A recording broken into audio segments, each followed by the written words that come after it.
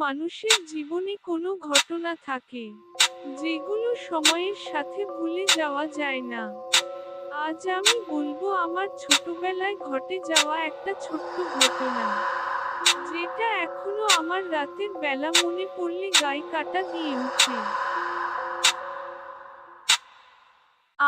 আমি তখন ক্লাস 5-এ পড়ি। সে সময় বছরের ছুটিতে 2-1 বার গ্রামে যাওয়া হতো। সেরকমই একবার ঈদের ছুটিতে বেড়াতে গিয়েছিলাম। সারাদিন সেখানে মজা করলেও সন্ধে নামতেই জায়গাটা যেন অন্যরকম হয়ে যেত।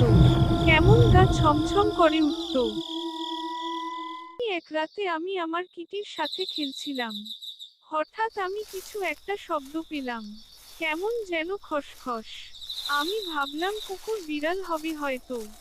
তাই আমি উঠে একটু এগিয়ে দেখতে গেলাম, সেখানে কি আছে।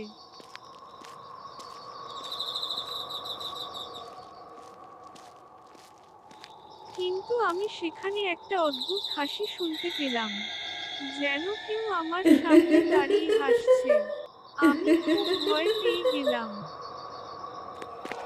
আমি ভয়ে পিছনে ফিরে ঘরের দিকে দৌড়াতে লাগলাম।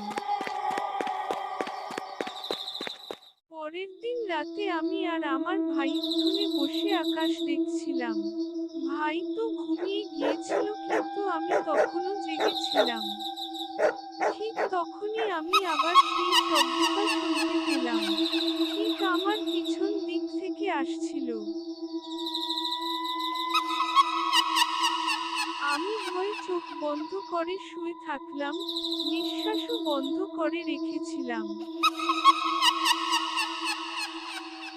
তখনই যেন কিছু একটা আমার বুকের উপর এসে বসলো। আমি ভয়ে চিৎকার করতে চাইছিলাম কিন্তু পারছিলাম না। যেন কেউ আমার কণ্ঠ রোধ করে রেখেছিল।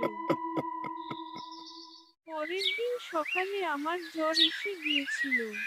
আমি মা বাবাকে কিছু বলতে পারছিলাম না। কিন্তু দাদু দেখে যে কি বুঝেছিলেন। মা বাবাকে বলেছিলেন আমাকে নিয়ে শহরে চলে আসতে। সেদিন আমি দাদুর চোখে যে ভয় দেখেছিলাম তা আগে কখনো দেখিনি।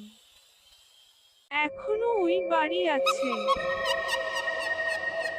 কিন্তু আমরা আর সেখানে কখনো যাইনি। এই ঘটনা হয়তো এখন কেউ বিশ্বাস করবে না, কিন্তু এখনো আমার কাঁটা দিয়ে ওঠে। তোমাদের কারো সাথে কি কখনো এমন কিছু ঘটেছে? কেউ কি এমন কিছু কখনো অনুভব করেছো?